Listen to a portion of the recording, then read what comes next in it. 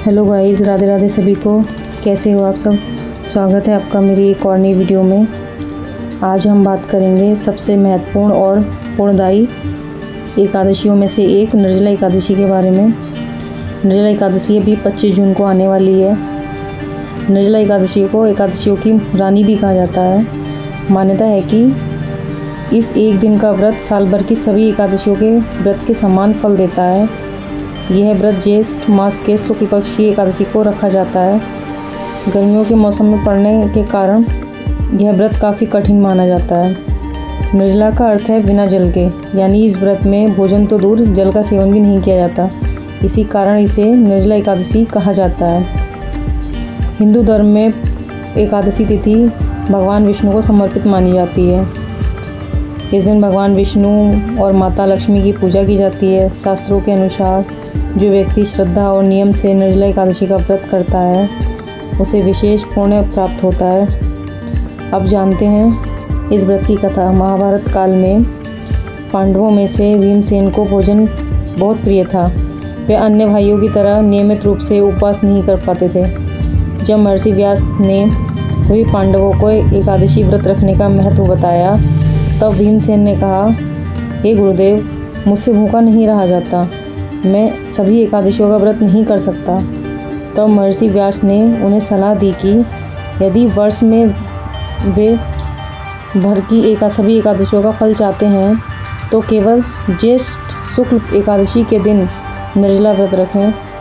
भीमसेन ने गुरु की आज्ञा मानकर यह व्रत किया। उन्हें सभी एकादशियों के समान पुण्य प्राप्त हुआ। तभी से इस एकादशी को भीमसेन एकादशी और पांडव एकादशी भी कहा जाने लगा। अब जानते हैं निर्जला एकादशी का महत्व। शास्त्रों में कहा गया है कि यह व्रत मनुष्य के पापों का नाश करता है, जीवन में सुख, शांति और समृद्धि लाता है। भगवान विष्णु की विशेष कृपा प्राप्त होती है। धार्मिक मान्यता के अनुसार इस व्रत से मोक्ष की प्राप्ति का मार्ग भी प्रशस्त होता है। अब बात करते हैं व्रत की विधि की। एकादशी से एक दिन पहले सात्विक भोजन करें, क्रोध, झूठ और विचारों से दूर रहें।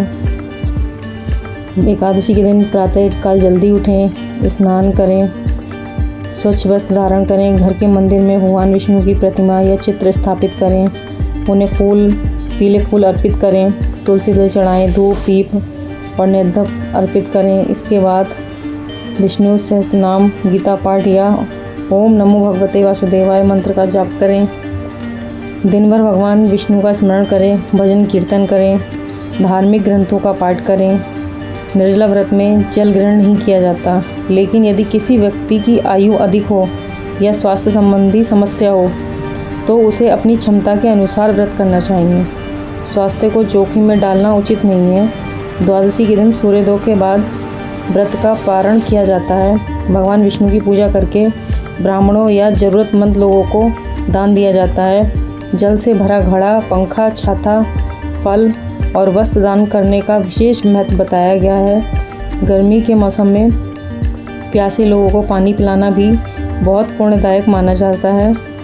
दोस्तों, निर्जला एकादशी केवल उपवास का पर्व नहीं है, यह आत्मसंयम, भक्ति और सेवा का संदेश भी देता है।